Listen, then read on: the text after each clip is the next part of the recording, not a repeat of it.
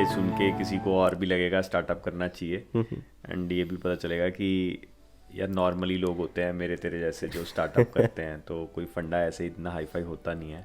Take it easy, थोड़ा साल 1.5 साल बर्बाद हुआ, don't worry too much about it. बथेरी लाइफ है, अगर मरना है तो मरना ही है, क्या ही फर्क पड़ता है। मतलब वैसे भी मैं कंट्रोल नहीं कर सकता ना वो सब। तो that's one, don't keep timelines in mind कि ये 6 महीने में हुआ तो ठीक है वरना बंद कर दूंगा। और जैसे फॉर एग्जांपल शुरू में हर एंटरप्रेन्योर को सेल करनी चाहिए। जैसे टेकी लोग कहते रहते हैं मैं सेल कैसे करूं, मुझे सेल नहीं आती, मेरे को सेल्स का बंदा चाहिए। सेलू लोग कहते रहते हैं मुझे टेक नहीं आती, मुझे टेक का बंदा चाहिए। यू नो जैसे होता है ना नॉमन तेल हो ना राधा नाचे। यू नो वो कंडीशन लगाने का फायदा नहीं है। स्टार्ट करो, अपने आप लोग आ जाते हैं। मैं बेटर मिस्टेक करूं, सेम मिस्टेक ना करूं। देखो बस बुरा तब लगता है जब घर वाले आपको लोग सोचते हैं कि ये बुग है या यू नो, और वो सोचते हैं, मतलब मेरे घर वाले तो अभी भी सोचते हैं, मेरे पापा अभी भी सोचते हैं कि यार इसका तुक्का उक्का लग गया, इसको कुछ नहीं आता। घर घर की पंजाबी, घर घर की फैमिली दुनिया में यार हर पेरेंट को अपना बच्चा तो वही वो बुग सा दिख रहा है 1 साल का।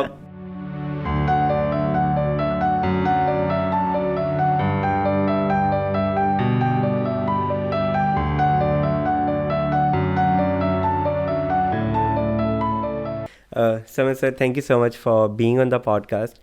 जब मैं सोचता ना कि हाँ मुझे खुद का स्टार्टअप करना है, तो बहुत ही कम नाम आते दिमाग में कि ओके अगर मुझे कभी मेंटोरिंग सेशन लेना होगा ना तो you are one of them.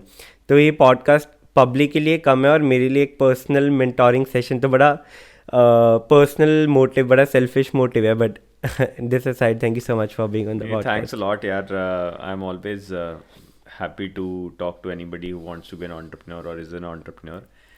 And hopefully ये सुन के किसी को और भी लगेगा स्टार्टअप करना चाहिए, एंड ये भी पता चलेगा कि यार नॉर्मली लोग होते हैं मेरे तेरे जैसे जो स्टार्टअप करते हैं, तो कोई फंडा ऐसे इतना हाई फाई होता नहीं है। सो मेरा भी ये बहुत मोटिव होता है कि पेडेस्टल पे चढ़ा के रखते हैं। और मेरा सवाल कुछ और था वैसे फर्स्ट, बट मुझे ये पूछना है आपसे सर, आपको लोग पेडेस्टल पे चढ़ा के रखते हैं, फर्स्ट थिंग। सेकंड, और मुझे लगता है कि जो सीईओ फाउंडर होते हैं ना उनको अच्छा फीडबैक नहीं मिलता क्योंकि लोग ना शुगर कोट करते हैं। तो डू यू थिंक कि आपको अच्छा फीडबैक मिलता है? आप सीख करते हो फीडबैक अपने जिनके साथ आप काम करते हो? सो यार देखो 2-3 बातें होती हैं। आप जैसे अपने बॉस को कोई कैसे बुरा कहेगा, स्पेशली यू नो अगर वो काम कर रहे हैं तो पर ये होता है कि फीडबैक लेना बहुत ज़रूरी है। ट्रू। तो ये ना सिस्टम बनाना पड़ता है कि फीडबैक कैसे लें। मतलब मुझे पता है कि एक तो जैसे सपोज प्रोडक्ट फीडबैक है तो मेरा रूल सिंपल है, जो बंदा प्रोडक्ट का यूज़र नहीं है वो फीडबैक नहीं दे सकता। मैं उसका फीडबैक सुनता ही नहीं, क्योंकि मैं सुनूंगा तो बायस होऊंगा। Fair enough. तो ऐसे ही मेरे डिसीजंस का फीडबैक, मैं जो बंदा मेरे को इंडेटेड है, लेट्स से मेरा यू नो जूनियर है और somebody, I will not take his or her feedback. Okay. तो मैं इंश्योर करूंगा कि जो एम्प्लॉय छोड़ जाते हैं या छोड़ चुके होते हैं ना, एक्चुअली बेस्ट होता है कि फीडबैक उससे लो जो कि छोड़ने के भी ना 6 महीने 1 साल बाद, क्योंकि उस टाइम तक एक तो नेगेटिविटी भी चली जाती है, पॉजिटिविटी भी चली जाती है, it's very neutral and they are settled in their life.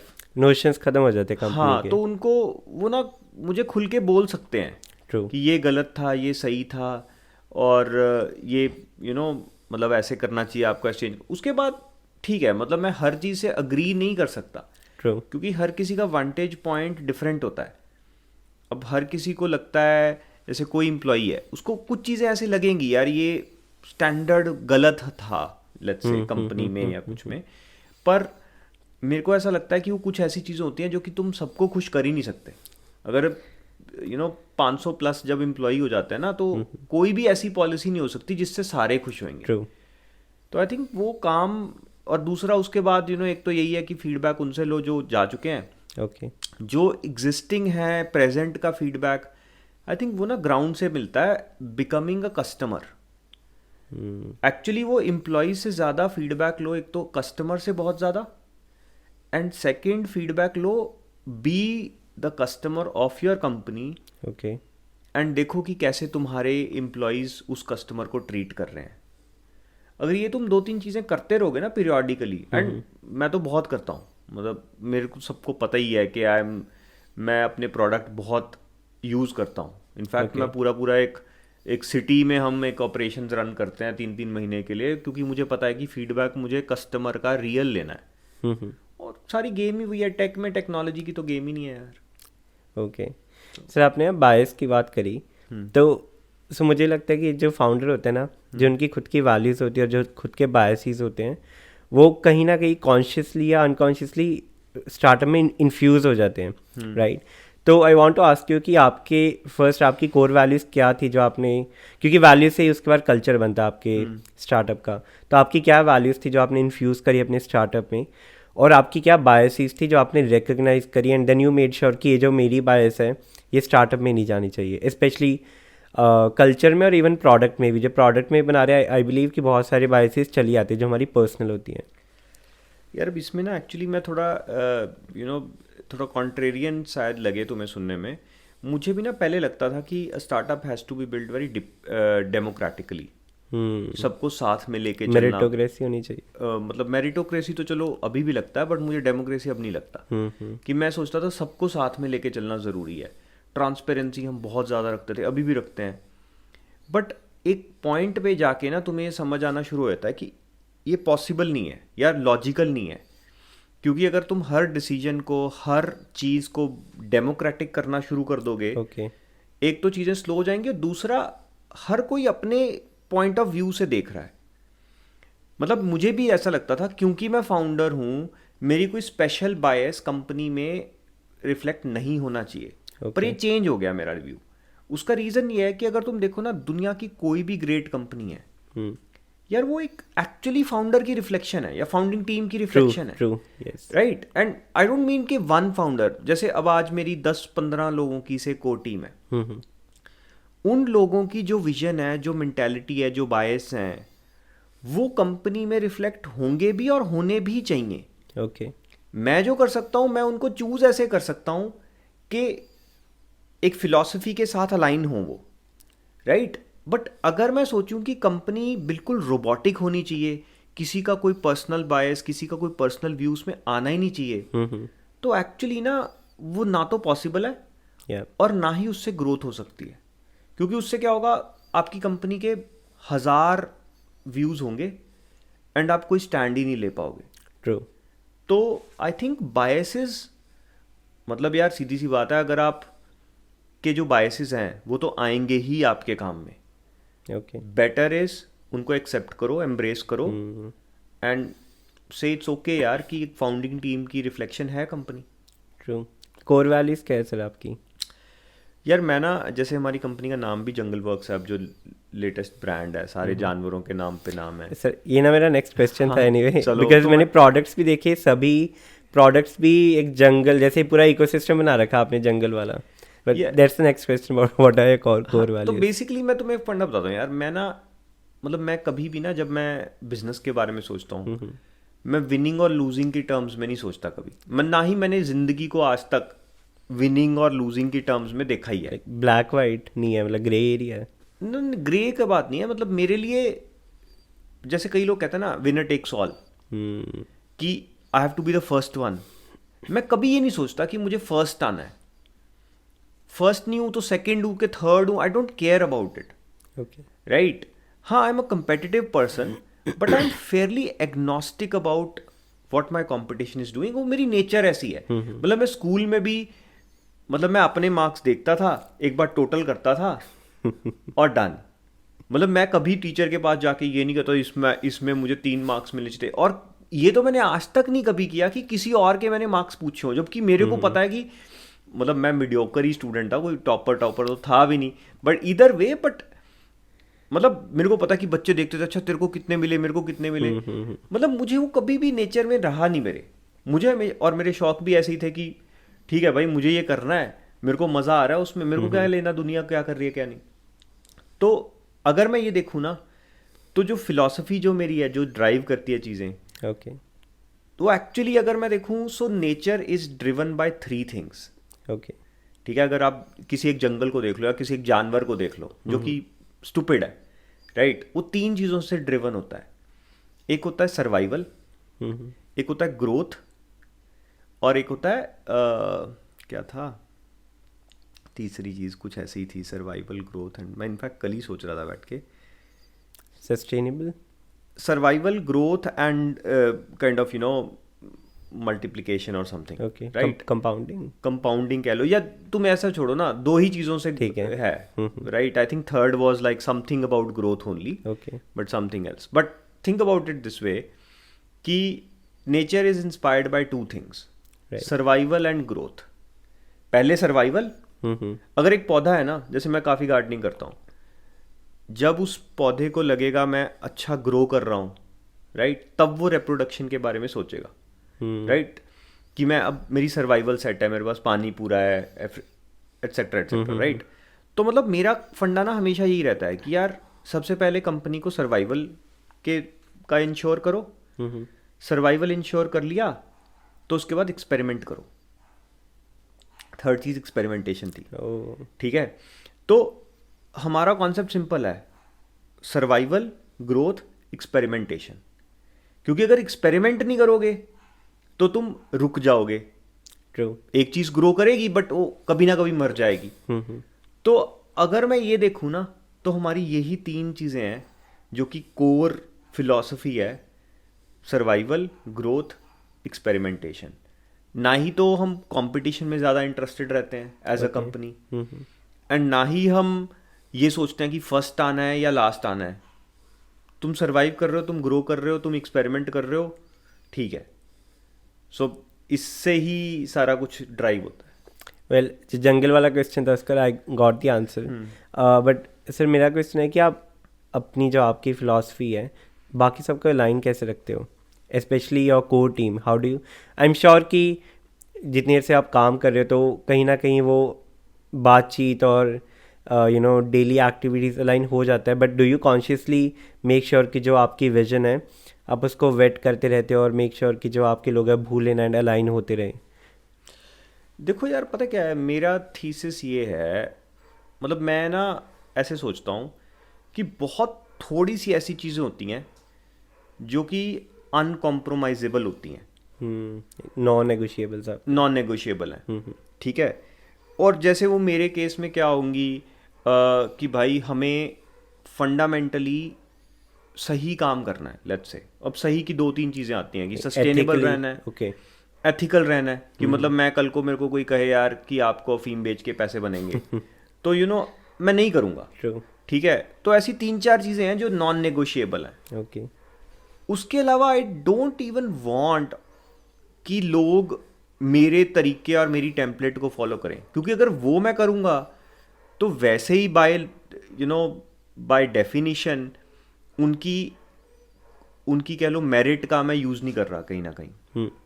तो फंडा वही है यार कि अगर आपको पता है कि देखो ग्रोथ लेके आनी है मुझे, लेट्स से 3 फंडे हमने सोच लिए, ओके, तो उसमें ना हर किसी का अपना तरीका होता है.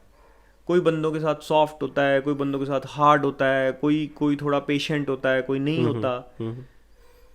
मेरा थिंकिंग यही है यार कि हर किसी को अपनी डफली अपना राग बजाने दो, and as long as we are making progress as a group, okay, it's okay for everyone to find their own path. True, because एक पर्पस को चेज कर रहे हो आप, तो ऐसे कोई वो नहीं है कि पाथ सही जरूरी नहीं है ना सेम हो, हर किसी का तरीका अलग अलग होता है. ट्रू. तो उसकी पॉजिटिव देखो, नेगेटिव देखो, एंड अंडरस्टैंड कि इस बंदे की ये स्ट्रेंथ है, इसको वहां पे पुश करो. It's okay, just making sure कि जो भी एफर्ट है वो पर्पस के लिए कंट्रीब्यूट कर रहा है, राइट. हाँ, पर हमेशा हो भी नहीं पाएगा 100%, and don't worry too much about it. Setback होती है, it's okay. You don't need to agree with everybody. Even when you work together in a company, you don't need to agree with everyone on everything. I think conflict से एक understanding better होती है, and then a lot of ideas come the conversation. जो conflict के दौरान conversation हो रही होती है ना, उससे बड़े आइडियाज़ निकलते हैं, इनोवेटिव आइडियाज़ निकलते. That's what I believe. तो कॉन्फ्लिक्ट को ना कभी मना नहीं करता. When I was leading Nepal में, आई सिक इन नेपाल, तो कभी कॉन्फ्लिक्ट होता है ना, तो ऐसे ये नहीं होता है कि हम नहीं करनी कॉन्फ्लिक्ट, ठीक है बात कर लो, और बहुत सी अच्छी चीज़ें निकल के आती रही फ्रॉम दैट पर्टिकुलर कॉन्फ्लिक्ट. हाँ देखो, कॉन्फ्लिक्ट इसमें ना there is a thin line. Best क्या है, कॉन्फ्लिक्ट इन व्यूज़ हो कोई बात नहीं, सही है. व्हाट दोनों साइड्स को इतना प्रोफेशनल होना या करना कह लो, वो मेरी जॉब है कि मैं उनको कह सकूँ गाइस चलो तुम्हारा ये व्यू है, उसका ये व्यू है, वाई डोंट यू से कि अच्छा ये एक्शन आइटम है, ओके पहले ये ट्राई करेंगे फिर दूसरे वाले की अप्रोच ट्राई करेंगे, बट दोनों को उसी इंटेंसिटी से ट्राई करेंगे, चाहे सीरियली चाहे पैरेलली। एक्शन आइटम क्लियर होना भी इंपॉर्टेंट है, okay and difference of opinion हो सकता है। अब सपोज करो मैं क्रिकेट टीम का कैप्टन हूँ और मेरे 4 प्लेयर कहते हैं कि यार हमें तो डिफेंसिव खेलना है, 4 प्लेयर कहते हैं ऑफेंसिव खेलना है। They can think what they want to think, okay but अगर एज अ कैप्टन मैं डिसाइड करूं कि यार आज हम ऑफेंसिव खेलेंगे, आज हम डिफेंसिव खेलेंगे, तो हाँ सारी टीम को उस तरीके पे तो अलाइन होना पड़ेगा, and it's okay if I am wrong. And same thing you know with my manager, my leaders, वो भी गलत हो सकते हैं। गलत होना डज नॉट मीन कि जब जो कर रहे हो उसमें कन्विक्शन ना रखो। गलत हो गए कोई बात नहीं यार, will go and prove that it was wrong, and you know at least we know कि वो सही नहीं थी अप्रोच। अब उसको दोबारा सिरे से जाओ और दोबारा स्टार्ट करो। सो आई थिंक फाउंडर्स के लिए एक ये भी होता है कि like founders they are good at कि what will not work, as in उनको पता होता है कि ये काम नहीं करेगा, क्या काम करेगा वो नहीं पता, बट प्रोबेबिलिटी बढ़ जाती है बिकॉज यू नो कि okay this is not going to work. तो that's what I think. But sir जब आप फेयर इनफ, मतलब जनरली यही होता है कि हम सीखते ही ऐसे हैं ना, ये किया ये नहीं चला तो आगे वो आगे के लिए फीडबैक आ गया, मेंटल नोट बना लिया कि हाँ ये नहीं करना आपसे। सर आप जो बता रहे थे कि आप जो नॉन नेगोशिएबल्स आपके अनकॉम्प्रोमाइजेबल चीज़ें हैं, सो आई बिलीव कि all of this hints towards delayed gratification. तो डू यू बिलीव कि डिलेड ग्रैटिफिकेशन मतलब जो भी आप कर रहे हो, जो टेम्पटेशंस हैं, कोई बड़ी फंडिंग है या कोई थोड़ा आउट ऑफ द वे जाके बहुत पैसे आ जाएंगे, जो भी आपका MOS है, जो भी मेजर ऑफ सक्सेस है, बट आपको होता है कि हाँ ये नहीं करना बिकॉज जो मेरे एफर्ट्स हैं वो डिलेड ग्रैटिफिकेशन के लिए लाइक लॉन्ग टर्म में बड़ा सही होगा फॉर मी और फॉर माई कंपनी और फॉर माई एम्प्लॉयज़। यार अब इसमें भी ना थोड़ा I think I am lucky by nature, okay क्योंकि मेरे को ना जो ग्रैटिफिकेशन की डेफिनेशन है मेरी, वो मेरी बहुत ही मतलब मेरे बहुत चीप शौक हैं। ओके मतलब मेरे को सबसे ज़्यादा दुनिया में मज़ा आता है कि मैं जंगल में हाइकिंग ट्रैकिंग करूं जो कि फ्री है, कुत्तों के साथ खेलूं जो कि मतलब गली में ही खेल सकते हो, राइट, अगर रख भी लोगे तो मतलब मेरे पास 25-30 कुत्ते हैं वैसे। तो मतलब मेरे शौक बहुत ज़्यादा सस्ते हैं इन दैट सेंस। मेरे पास यू नो इनफाइनाइट पैसा भी आ जाए तो मेरे शौक तो बदल नहीं सकते।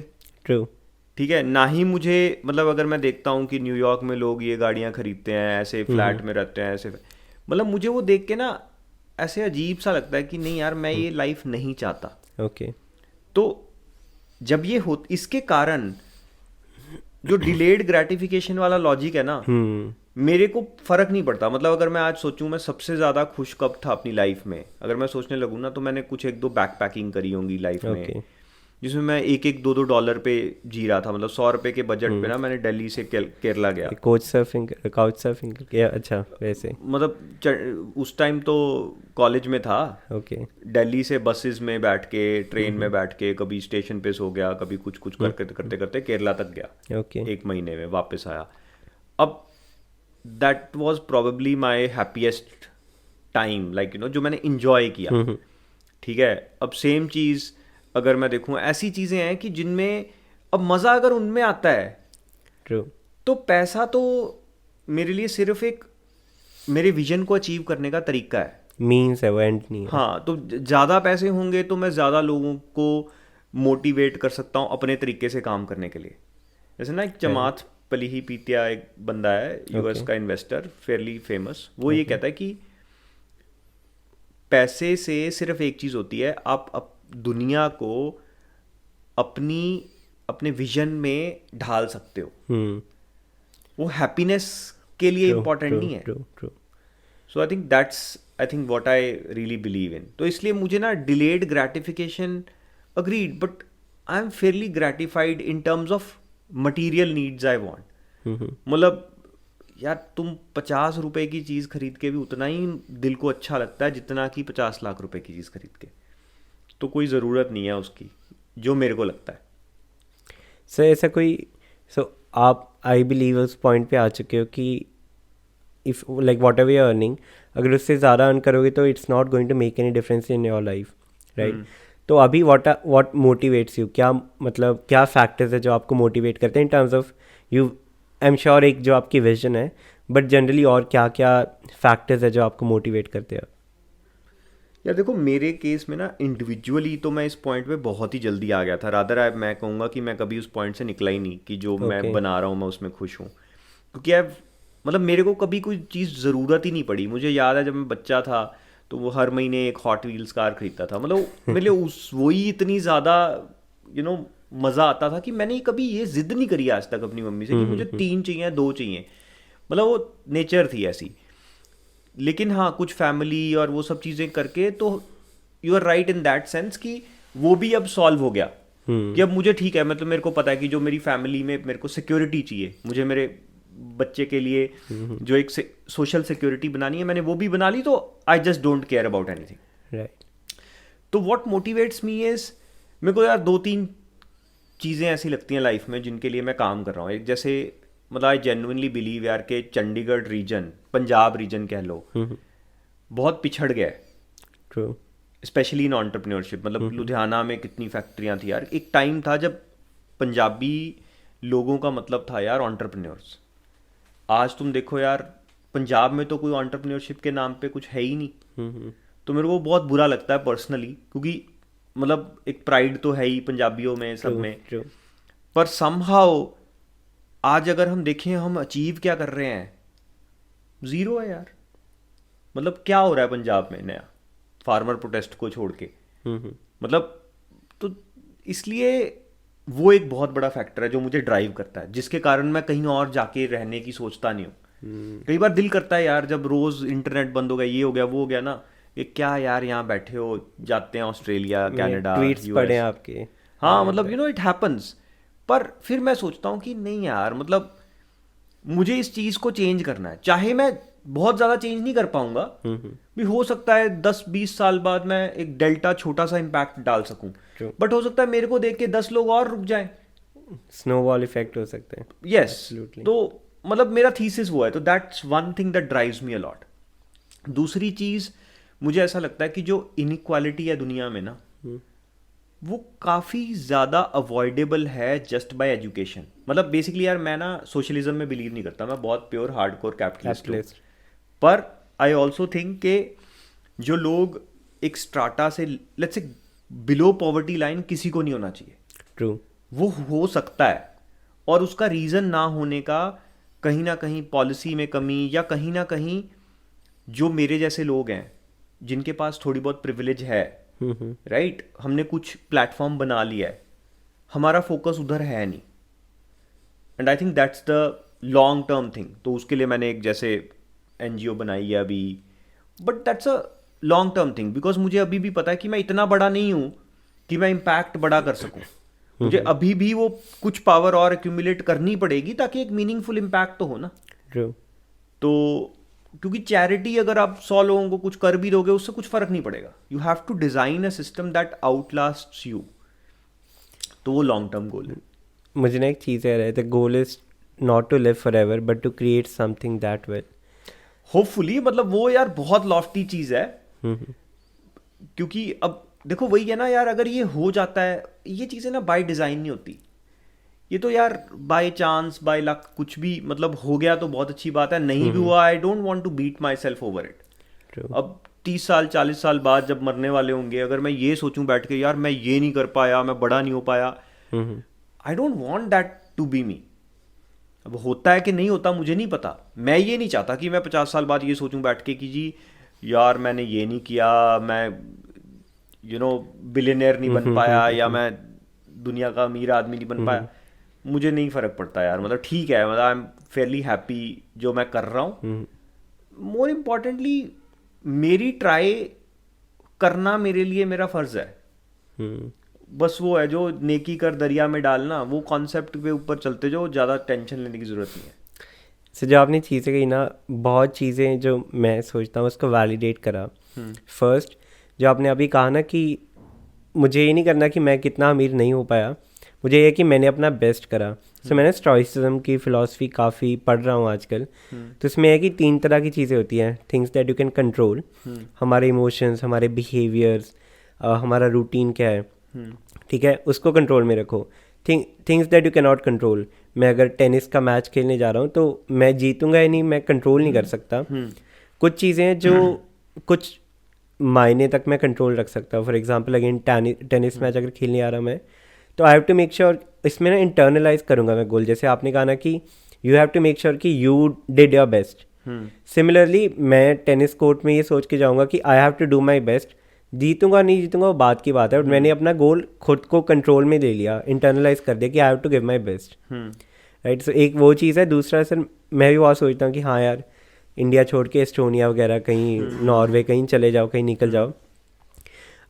बट फिर वो होता है कि मैं पंजाब के बहुत छोटे से शहर से हूँ, बट मेरे पास प्रिविलेज थी कि मैं 2014 में चंडीगढ़ आया, स्कूलिंग यहाँ से करी, फिर कॉलेज यहाँ से करा, then I went to Nepal, थोड़ी और देश घूमे. तो आई हैव दीज प्रिविलेजेस.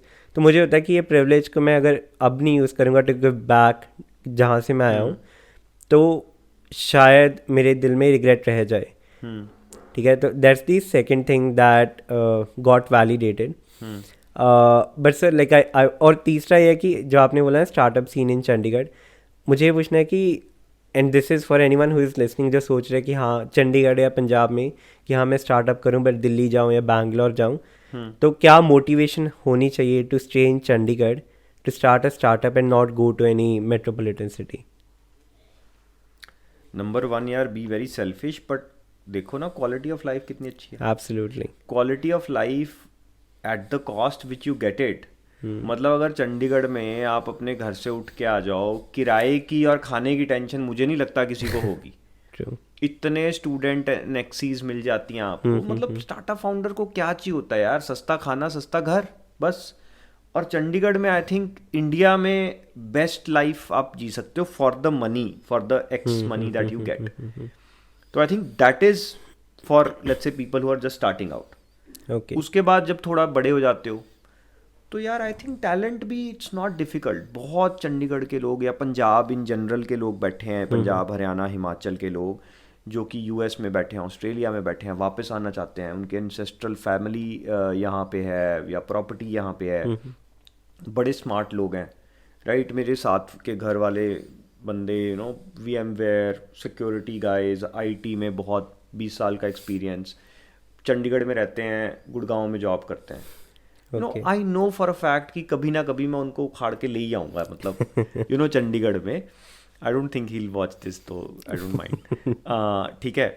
तो क्योंकि यू नो गुड टैलेंट आज उनके पास चंडीगढ़ में अपॉर्चुनिटी नहीं है, बट ना तो उन्हें गुड़गांव की लाइफ पसंद है, ट्रू, बट उन्हें यहाँ वहाँ रहना पड़ रहा है बिकॉज ऑफ अपॉर्चुनिटी. अगर हम यहाँ अपॉर्चुनिटी क्रिएट कर देंगे, टैलेंट क्यों नहीं आएगा यार?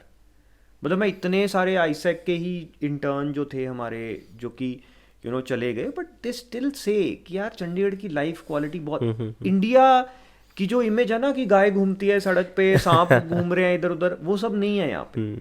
आई थिंक बिकॉज ऑफ दैट आप सोचो यार टैलेंट लेके आओगे तो एक्चुअली आपकी cost of running a company is going to be cheaper here. And today यार आप रिमोट हायर कर लो, जो जिस तरह के लोग नहीं मिलते. So it's not difficult to start a company in Chandigarh, and all these things like price of living or quality of living make it very lucrative to stay here. I believe remote hiring है, काफ़ी scene paradigm shift आएगा in terms of the way people run their companies and opportunity वाली बात से I truly agree. So I work in data privacy. And जब मैं नेपाल से वापस आया तो मैं देख रहा था कि डेटा प्राइवेसी की जॉब्स चंडीगढ़ में did not get even one job. Like opportunity दिखी नहीं मुझे डेटा प्राइवेसी में. देवर अ फ्यू इन बैंगलोर GDPR के related, but proper data privacy office वाली बहुत ही कम अपॉर्चुनिटीज़ थी पूरे इंडिया में. चंडीगढ़ में नन. तो लाइक आई कुड रिलेट जो आप कह रहे थे ना कि अपॉर्चुनिटी नहीं है, your next door guy if you see like they are working in Gurgaon, तो होता है like who wants to leave Chandigarh and go to a different city to work. यार वही है ना, देखो इकोसिस्टम जब नहीं होता ना एक जगह पे तो मेहनत थोड़ी एक्स्ट्रा करनी पड़ती है, बट अगर आप वो मेहनत कर लो तो उसका रिवॉर्ड भी बड़ा है बिकॉज आप उस इकोसिस्टम को कंट्रोल करते हो क्योंकि आप ही ने वो बनाया. रिस्क रिवॉर्ड है इसमें. अब मैं बैंगलोर जाके बैठूं, यू नो हमारे को वहाँ कौन पूछेगा? Will be very small fish in a big pond. But यहाँ पे भी नो यार, अगर मुझे कोई पॉलिसी में इशू आएगा ना, आई नो कि यार I would be able to talk to the government and stuff and sort it out. मुझे आज तक ज़रूरत नहीं पड़ी. मतलब मुझे आई वुड से यार कि मेरे को काफ़ी हाई अप्स लोग जानते ही हैं इन सम सेंस ऑफ और वे, बट मुझे आज तक ज़रूरत ही नहीं पड़ी उनसे बात करने की किसी काम के लिए. कोई प्रॉब्लम ही नहीं हुई. बट मुझे पता है कि अगर ज़रूरत पड़ेगी तो हूँ. एंड यू नो, कोई जैसे लोग कहते हैं यार कि गवर्नमेंट काम में ये पंगा अड़ाती है, वो अड़ाती है. यार ना तो मुझे कभी आज तक कुछ फ़ायदा दिया है गवर्नमेंट ने, ना ही कोई नुकसान दिया है. ओके. तो अब ठीक है, अच्छा इंटरनेट है, अच्छे लोग हैं, अच्छे कॉलेजेस हैं, और क्या चाहिए यार. मतलब गवर्नमेंट यूआईटी रन कर रही है, आईआईटीज रन कर रही है, मेरे को वहाँ से टैलेंट मिल रहा है, तो गवर्नमेंट इन दैट सेंस मुझे हेल्प ही कर रही है ना. ट्रू. एंड वो कोई भी गवर्नमेंट है. सो इसलिए मुझे लगता है कि यार it's just about risk reward. कोई कहता है कि यार शॉर्टकट ले लो बैंगलोर जाके. मुझे लगता है कि यार थोड़ा हसल कर लेते हैं, क्या फ़र्क पड़ता है. एक्चुअली में it pays off in the long run. Sir ये हसलिंग माइंडसेट कहाँ से आता है? Like where do you draw this inspiration? I think यार मम्मी पापा से ही आया होगा. मतलब यू नो, मतलब my family is a bit weird in the sense कि my mother side were completely socialistic people, Jansangh के बंदे, pure socialist mindset, comrade type. मेरे नाना जी को कॉमरेड बोलते थे लोग. ओके. तो बिल्कुल वैसे. और मेरे पापा की साइड किसी ने कभी जॉब ही नहीं की. कैपिटलिस्ट, प्योर कैपिटलिस्ट की बिजनेस करना है कि इस साल भट्टा लगा लिया, इस साल शेलर चला लिया, ठेका ले लिया राइट. कि कुछ भी मतलब हाई रिस्क हाई रिवॉर्ड, बिल्कुल कह लो यू नो जुआरी टाइप्स लाइफस्टाइल. तो एक एक्सट्रीम टाइप ऑफ कैपिटलिज्म कह सकते हो जो इंडिया में ट्रेडिशनली चलता था, पंजाब में. तो इस कारण मेरे में ना वो कुछ तो आदर्श वाली चीज़ें आ जाती हैं कभी कभी मम्मी साइड से, right. And I don't believe के प्योर यू नो सोशलिज्म की बातें करके आप कुछ इम्पैक्ट ला सकते हो. तो इसलिए वो दोनों साइड कह लो ऑसिलेट करते रहते हैं. तो कहीं ना कहीं से आई थिंक हसल की फीलिंग आ जाती है उसमें कि यार ठीक है. मतलब मुझे स्ट्रगल से ना डर नहीं लगता. तो इसलिए ऐसा लगता है कि हसल में जब मज़ा ही आ रहा है तो क्या फ़र्क पड़ता है. से एक ना लाइन जो मैं अभी दिमाग में बहुत घूमती है और मैं बोलता बहुत हूँ, the key to happiness is to want the things that you already have. So do you want the things that you already have? हाँ डेफिनेटली यार. मतलब मेरे केस में तो अगर मैं सोचूँ ना, what are the things that I want, like genuinely want and I don't have, मतलब ऐसी चीज़ें निकल के आएंगी कि कोई जूते हैं $100 के जो कि नई किसी स्टार्टअप ने लॉन्च किए हैं. मैं ट्राई करना चाहता हूँ उनको. एंड यू नो जैसे मेरी दीदी आ रही होती है कि क्या लाऊं तेरे लिए, मतलब कोई यार अच्छा सा कुत्ता ढूंढूंगा तू वो ले आना. मतलब ऐसा कुछ है ही नहीं कि मैं ये गाड़ी लेना चाहता हूँ या मैं घर लेना चाहता हूँ यहाँ पे. ऐसा कुछ कॉन्सेप्ट ही नहीं है. अगर मैं अपनी लिस्ट बनाऊंगा ना, things that I really like, materialistic things that I want, like genuinely ऐसी मीनिंगलेस सी चीज़ें निकल के आएंगी उसमें कि विच आर लाइक फेयरली. जैसे मैं सोचा हुआ है कि एक कलर ब्लाइंड हूँ मैं, तो कलर ब्लाइंडनेस के चश्मे लूंगा. बट ये भी सोचा है जिस दिन ट्राई करूंगा ले लूंगा. तो मतलब आई नो कि जिस दिन कभी खरीदूंगा, कभी न्यूयॉर्क गया देख ट्राई करके ले लूंगा, तो you know I might like want it. पर क्या $300-400 की चीज़ है. तो मतलब ऐसी कोई बड़ी चीज़ है ही नहीं जो कि ये सोचूं कि एस्पिरेशन है ये खरीदने की या लेने की. तो I think that's a decent position to be in. Right. Sir Covid में मैं ना कोविड से पहले बहुत लोगों को कहता है जो जॉब करते हैं ना कि यार तुम इस पे एज इन रुको मत, अपस्किल करते रहो खुद को and then start something on the side, right. और एक कोविड ने काफ़ी वैलिडेट भी कर दी वो चीज़. तो आपका कोई ऐसा था कि like you know something that you believed in और लोग मानते नहीं थे और then covid happened and then अब you know everyone is following ये. स्पेशली देखे बहुत कुछ कंपनीज थी और रिमोट हायरिंग को बड़ा प्रमोट करती थी कोविड से पहले, बट कोई मानता नहीं था. एंड देन कोविड ने पूरा शिफ्ट कर दिया. So do you have anything जो आप बिलीव करते थे? यार हमारा तो एक्चुअली अगर तुम पूरा प्लेटफॉर्म देखो जंगल वर्क्स, वो actually is about on demand economy. तो ऑन डिमांड इकोनॉमी में तो इतना बूस्ट आया इन द सेंस, एक्चुअली कंज्यूमर तो ऑन डिमांड पे शिफ्ट पहले ही हो गया था 5-6 साल. लेकिन जो ट्रेडिशनल बिजनेसेस थे ना, खास करके एंटरप्राइज, वो बहुत यू नो वो थे कह लो स्केप्टिकल कि ये ऑन डिमांड में मार्जिन नहीं है या कुछ. आई थिंक बिकॉज ऑफ कोविड वो चेंज हो गया. ओके. सो ऑलमोस्ट हर एंटरप्राइज को भी ना अपनी ऑन डिमांड ऑफरिंग के बारे में सोचना पड़ा, चाहे वो होम डिलीवरी थी, चाहे वो partnering with home delivery partner था, या चाहे वो just giving service remotely. Okay. कोई सेशन दे रहा है कोई remote, and that kind of things. Right. तो आई थिंक वो consumption at home became a thing, जो कि मतलब मैं तो 10 साल से बोल रहा हूँ कि that's just the right way to consume in comfort of your home any service और product. I think that became mainstream. बट वो कोई ऐसा नहीं है कि वो हो पहले भी रहा था. Okay. But I think Covid accelerated it. Amplify कर दिया. Right. Sir what are you looking forward to अभी ज़िंदगी में, पर्सनली भी एंड इवन प्रोफेशनली? सो मैं तो यार मैं मतलब आई am always doing a lot of things. Okay. मतलब मैं ऐसा बंदा हूँ जो कि अगर ऐसे जैसे सैटरडे है ना, तो मेरे क्या होता है, सैटरडे फ्री है, चलो ये भी सैटरडे कर दो, ये भी सैटरडे कर दो, ये भी सैटरडे कर, टू द पॉइंट कि मेरे पास 5 मीटिंग्स हो जाती हैं सैटरडे को. ओके. ठीक है. तो जैसे कोई भी फाउंडर है यार, कहता है मुझे ज्ञान चाहिए, तो चल सैटरडे को बात कर लेंगे. ठीक है. एंड फिर जैसे आजकल आज मुझे पपीते के बीज उगाने हैं, तो मैंने वो लेके आया हुआ हूँ. मतलब गार्डनिंग करता हूँ. उसके बाद कुछ मेरे कुत्ते हैं, मैं उनको ट्रेन करता हूँ, उनको भगाता हूँ फार्म हाउस पे जाके. ओके. तो मतलब I am very very busy all the time. फिर मैं कुछ एक्सपेरिमेंट करता रहता हूँ. तो आजकल जो मैं जैसे कुछ 1-2 नए बिजनेस आइडियाज़ हैं जो हमारे ही कंपनी के अंदर, जिन पे ऊपर काम कर रहा हूँ.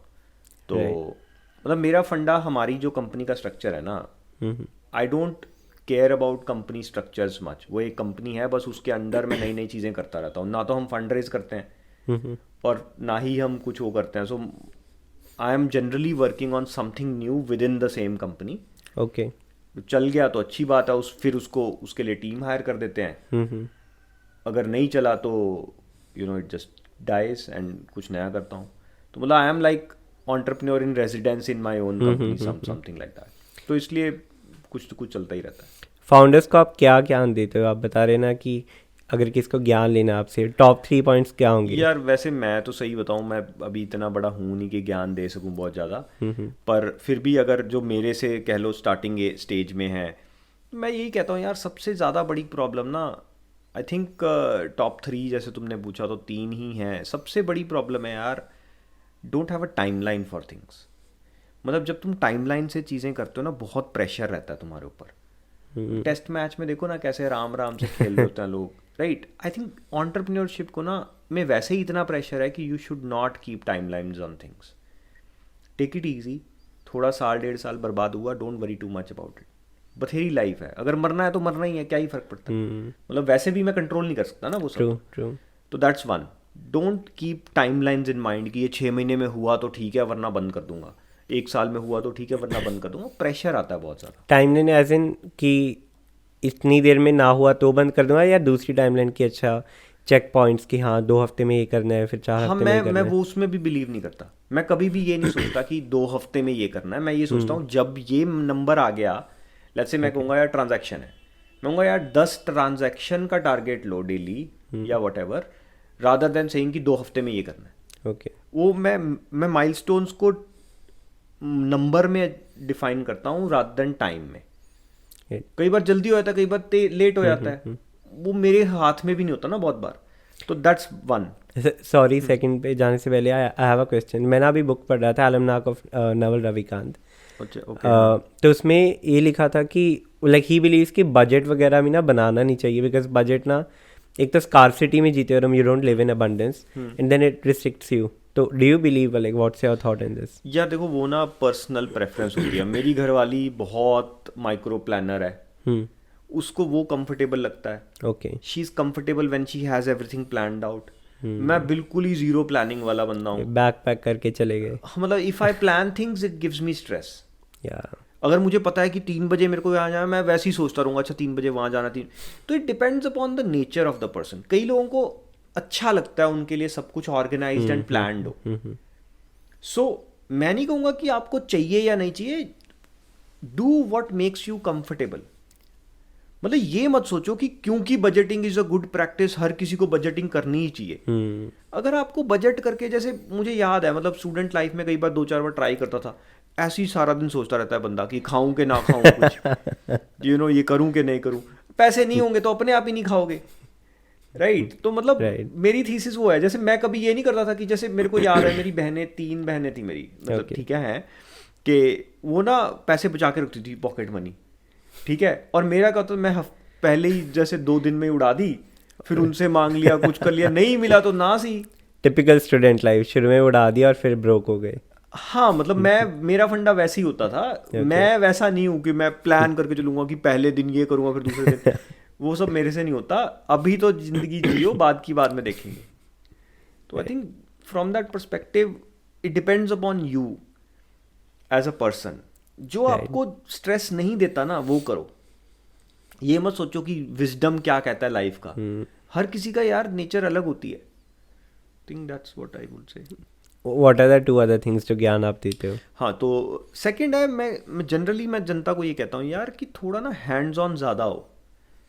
और जैसे फॉर एग्जांपल शुरू में हर एंटरप्रेन्योर को सेल करनी चाहिए। जैसे टेकी लोग कहते रहते हैं मैं सेल कैसे करूँ, मुझे सेल नहीं आती, मेरे को सेल्स का बंदा चाहिए। सेलू लोग कहते रहते हैं मुझे टेक नहीं आती, मुझे टेक का बंदा चाहिए। मैं कहता हूँ यार अगर तुम इतना सोचोगे ना तो you will not be able to get into the crux of things. जैसे मतलब मेरी नेचर ऐसी है कि अगर सपोज करो एक चीज़ है जो मुझे पाइथन सीखनी है, मैं पाइथन का बंदा भी ढूंढूंगा, बट मैं पाइथन सीखनी भी शुरू कर दूंगा।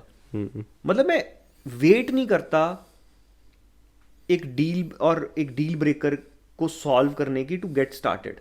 ओके, जैसे मैंने तुम्हें बताया था बैकपैकिंग में मेरा फंडा क्या होता था। पहले मैं शुरू में ना 3-4 बार देखा कि ट्रिप की प्लान बनाओ, लास्ट दिन तक सारे गायब। 10 दिन पहले 10 लोग रेडी हो जाएंगे। ओके, एक दिन में एक बंदा ड्रॉप ऑफ करता रहेगा। टिपिकल गोवा प्लान है, typical Goa plan, right? And में गायब। और मैंने 2-4 बार मैं डिले करता गया। एक मेरा फ्रेंड था, बहुत अच्छा फ्रेंड है मेरा, तो वो उसको काम था कोई, ठीक है। मैंने रियलाइज़ किया यार ये कभी नहीं होने वाला, कभी नहीं जाएगा वो, क्योंकि उसका काम कभी ख़त्म नहीं होगा। वो बस अपने आप को भी झूठ बोल रहा है कि मैं जाऊँगा। मैं कहा यार तू ना मेरे को छोड़ा बस में। जो पहली बस साउथ जा रही थी ना, मैंने कुछ नहीं देखा दिल्ली में। मैं कहा यार Jaipur is the like south type जाने वाला, सर्दी दिसंबर का टाइम था। मैं कहा साउथ की तरफ चलते हैं। बस पहली बस जयपुर जा रही थी, उसमें जाके बैठ गया। अगले दिन उदयपुर, अगले दिन वहाँ से आई थिंक अहमदाबाद वगैरह, गुजरात या मतलब बॉम्बे पहुँच गया सीधा गुजरात को बाईपास करके। बॉम्बे से फिर मुरुड, जंजीरा, जो जाते जाते गोवा से गोकर्णा से केरला, फिर एंड तक केरला से आई थिंक एलपी से ट्रेन लेके वापस आ गया। ओके, तो कोई प्लान नहीं, कुछ नहीं, बस ट्रेन पे जाना। और लोनली प्लैनेट बुक थी, कुछ कर लिया। तो आई थिंक वो जो थीसिस है ना मेरा अभी भी है कि फर्स्ट स्टेप ले लो, लोग जुड़ते जाएंगे तो ठीक है, नहीं जुड़ेंगे तो नहीं सी। मतलब स्टार्टअप में भी मेरे को ये फंडा नहीं था कभी कि मैं जब तक मेरे को को फाउंडर नहीं मिलेगा मैं स्टार्ट नहीं करूँगा। स्टार्ट कर दो यार, जिसने आना आ जाएगा, जिसको नहीं आना नहीं आएगा। मेरा ना बड़ा सिमिलर फंडा है। अब जैसे मैंने लॉकडाउन में ना पॉडकास्ट इंग्लिश वाला जब स्टार्ट करा, तो एक्चुअली मैंने होस्ट नहीं बनना था, मैंने रहना था कैमरा के पीछे। एक और लड़का था जो इज अ जर्नलिस्ट, हाँ, उसको वो बड़ा अच्छी बातें करता रहा। 2-3 महीने निकल गए, उसका कोई जवाब नहीं आया। तो मैंने कहा माइक ऑर्डर कर दिया कि यार माइक ऑर्डर कर देते हैं, सीख लेंगे बाद में। अब मेरे पहले 3 एपिसोड देखोगे ना, बड़ी बेकार ऑडियो क्वालिटी है। मुझे आता नहीं था माइक यूज़ करना। I learn on the job. और देन कि एडिट कैसे करते हैं ऑडियो। सही भी है यार। मैंने ना वीडियो अभी पीछे बनानी शुरू की। वीडियो क्यों बनानी शुरू करी? Because I was generally answering the same questions again and again. मैं क्वेश्चन आंसर कर रहा हूँ ना अपने कस्टमर को, अपने एम्प्लॉयज़ को, अपने सब लोगों को, मैं वो चलो वीडियो भेज दिया करूँ, लिंक भेज ठीक है। तो माई वाइफ सेड कि ये क्या है, तुम ऐसे से पकड़ के टेढ़ा मेढ़ा सा मुंह है तुम्हारा, इट्स वेरी बैड। मैं कहा देख पता क्या है यार, मैं परफेक्शन के चक्कर में जाऊँगा ना, मैं कभी नहीं कर पाऊंगा, ऑब्सेस हो जाऊंगा और बनेगा कुछ नहीं। हाँ, वो फिर कुछ नहीं होगा। वो 2-3 महीने बाद या 2-3 हफ्ते बाद मैं छोड़ दूंगा उसको। ओके, मैं कहा यार कर देता हूँ, मेरे को कौन सा फर्क पड़ता है, कोई देखता है कि नहीं देखता। आई don't care about the outcome. तो इसलिए ना वो मुझे लगता है कि वो इसको गोवा में ना एक वर्ड है गोवन लैंग्वेज में, मतलब एक पोर्चुगीज और इंडियन को मिक्स करके सूसगार्ड बोलते हैं वो हर चीज़ में ना। सूसगार्ड मतलब उसका एग्जैक्ट वर्ड का मतलब तो मुझे भी नहीं पता, but you know that means like take it easy, something like that, कि कोई बात नहीं यार, चिल मारो, ठीक है, टेक इट ईजी करते रहो, होता है तो भी ठीक है, नहीं होता तो भी ठीक है. तो ये उनकी फ़िलॉसफी है. जैसे तो मैं जब गया था आई थिंक 5-6 साल पहले जब भी, तो वहाँ पे किसी ऐसी लोकल बंदे ने बताया, ये सूसगार्ड बोलते रहते हैं वहाँ पे, तो it's like something Portuguese and mix मुक्स करके बनाया उन्होंने. द आइडिया इज़ की फ़िलॉसफी इज़ चिल मारते हुए करते जाओ, और ज़्यादा ये मत सोचो आएगा कोई तो फिर यू नो जैसे होता है ना नॉमन तेल हो ना राधा नाचे, यू नो वो कंडीशन लगाने का फ़ायदा नहीं है. स्टार्ट करो, अपने आप लोग आ जाते हैं. सिमिलर फंड है सर मेरा भी. और ये जब पॉडकास्ट शुरू हुआ, ये तो बाद में हुआ, पहले तो ऑडियो मैं कर रहा था 2-3 महीने से. अभी तो बहुत टेक्निकल टाइप हो गए हो यार तुम लोग. वो तो है, जितनी जितनी चीज़ें बढ़ती है, कॉम्प्लेक्सिटीज़ तो बढ़ती हैं, बट देन और सीखने को भी मिलता है. बट एनीवे सर, जो अभी लाइफ को लेके क्या अप्रोच है, एज इन स्पेशली जो फेलियर्स हैं अभी, आई एम श्योर कि कुछ ना छोटे छोटे फेलियर्स होते होंगे, तो बहुत होते हैं यार, बड़े मैं तो कहता हूँ मेरी success ratio is like 10%, and I am very happy बहुत विद इट. अच्छी सक्सेस हाँ रेशियो. हाँ, मतलब it's very good, I know. तो सर फेलियर्स को लाइक अप्रोच कैसे है, पहले कैसी थी और आप कैसी है? यार फेलियर ना, लोगों को टेंशन फेलियर की वो इसलिए ज़्यादा होती है because they think of failure as final. Churchill की ना एक यू नो सेइंग है, बहुत मेरी one of the favourite things, and that is failure is not fatal, success is not final, it's the courage to continue that matters. अगर आप ये सोचो ना कि फेलियर, यू नो फेलियर किसका, मेरा एज अ पर्सन, मेरी कंपनी का एज अ कंपनी, या एक प्रोडक्ट का एज अ प्रोडक्ट, मैं थर्ड देखता हूँ. मैंने कॉन्सेप्ट शुरू किया, नहीं चला, एंड जनरली मतलब मुझे किसी को लेट गो भी नहीं करना पड़ता unless you know I have the size now. ठीक है, करना पड़ भी जाए तो ठीक है, it is what it is, ठीक है.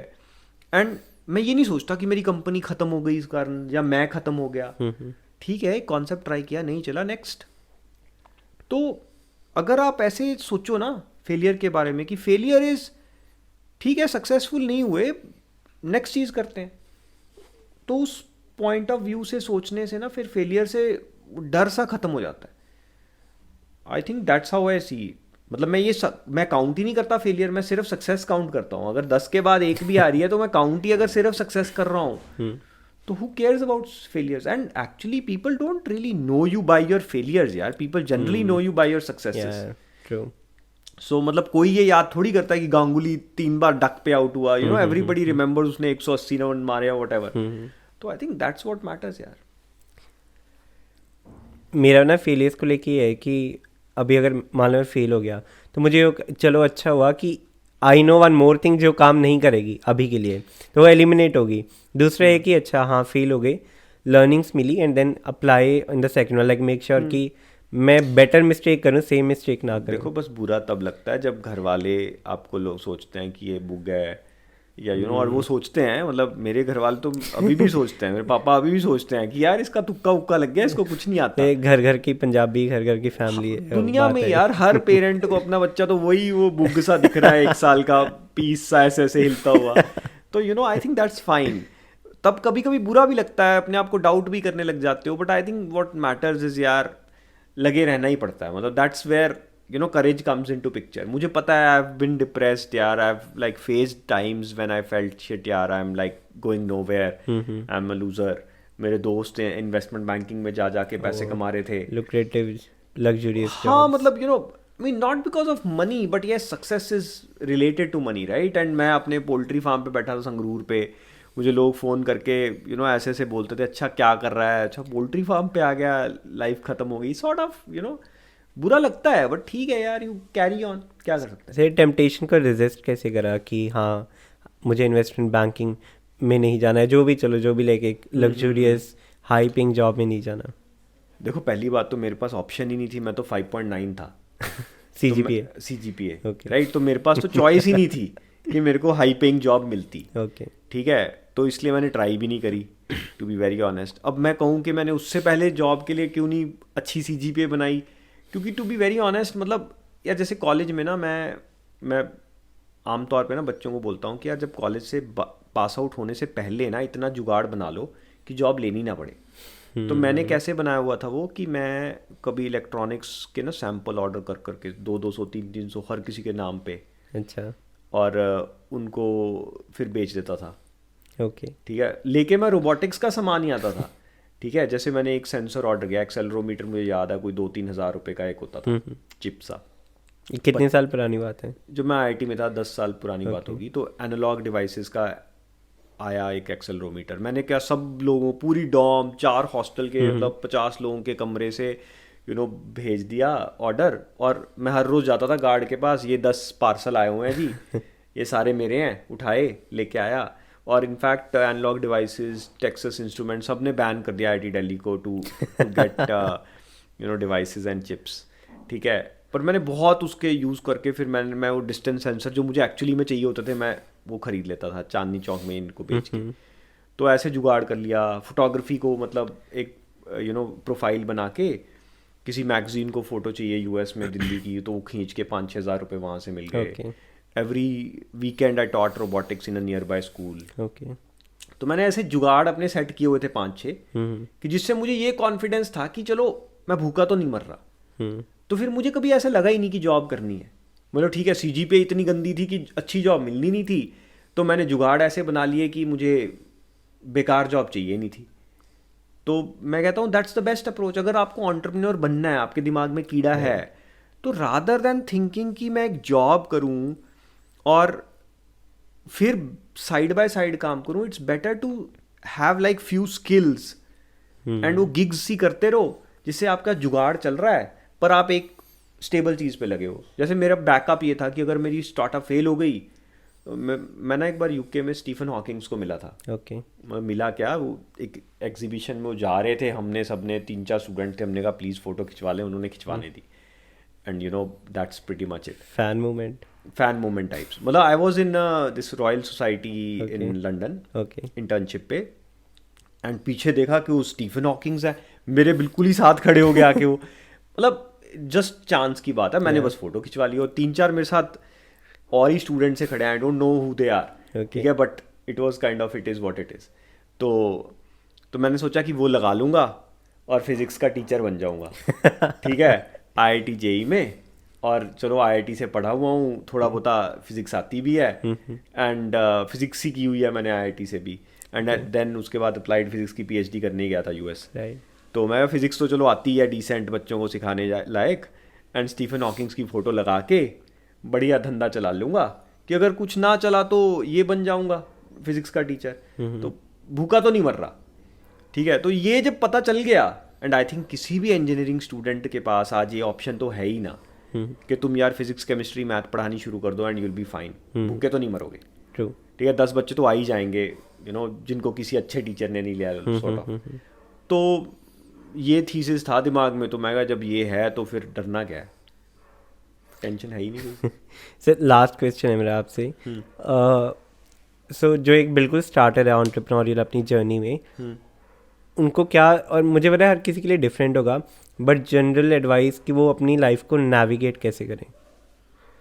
ज़्यादा प्लान ना करो यार, मेरे लिए जो चलता है। मतलब मेरा थिंग है टेक थिंग्स एज दे कम। हम हर चीज़ को ना प्लान करने लग जाते हैं और उससे बहुत स्ट्रेस होता है, एटलीस्ट मुझे। बट इससे सर ज़्यादा फायर फाइटिंग बढ़ती नहीं आपकी डे टू डे लाइफ में? यार बढ़ती है, but I think that's where delegation comes in. Oh yes. बहुत लोग हैं जो कि प्लानिंग में अच्छे हैं, तो आपको अपने से कॉम्प्लीमेंट्री लोग ढूंढने पड़ेंगे ना। मतलब जैसे मैं अच्छा हूँ इन विंगिंग थिंग्स, इम्प्रॉम्प्टू। जैसे मतलब मुझे याद है कि जुगनू में जब हमने लॉन्च किया था, there was no plan of launching Jugnoo. एक पैक का लड़का आया, कहता कि हमारा फेस्ट है 3 दिन बाद। मैं और संजय हमने टी शर्ट छपाई, हम वहाँ पहुँच गए टी शर्ट छपा के। रादर पहले दिन तो we had like normal T shirt only white. अगले दिन तक हमने छपवा ली और हम जाके खड़े हो गए, and that was like launch of Jugnoo. There was no planning, nothing, and some of those things have worked out. Lot of those things have not worked, but I don't really remember them. I just remember the things that worked, and मेरे पास अभी भी वो photo है, you know, Sanjay के साथ मैं और संजय ऐसे खड़े हैं, यू नो, फेस्ट वाली। पैक फेस्ट वाली, यू नो, नीचे कुछ और पहनी हुई है शर्ट वर्ट, ऊपर टी शर्ट पहनी हुई है जुगनू की, एंड बिल्कुल ही मतलब random impromptu. So and those are some of the best memories in life यार. True.